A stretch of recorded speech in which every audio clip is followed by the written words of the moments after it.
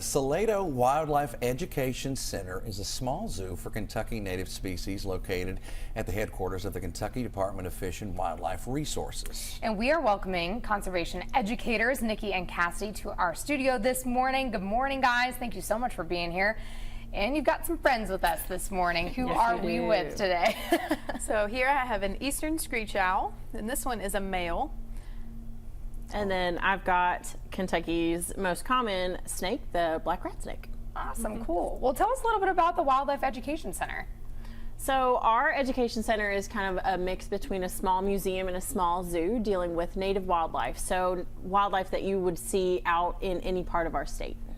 So you're talking, we could go out in the wild, so to speak, and we could run into these animals. Absolutely. Exactly, right. And there's a little special something about your animals too, right?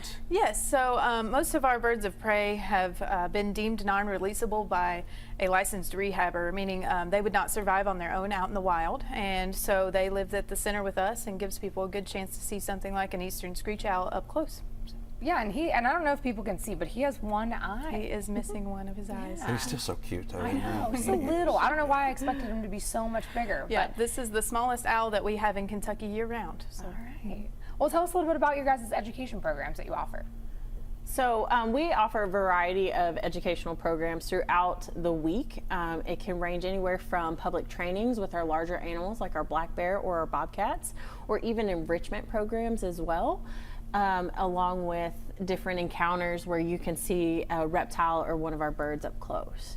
So when somebody shows up there, I mean, what can they expect? And do they have to have tickets in advance? How does all that work? Yeah, you don't have to have tickets in advance. You're welcome to walk in, and a receptionist will greet you. It's $5 to get in for adults, $3 for children, and anyone 4 and under is free.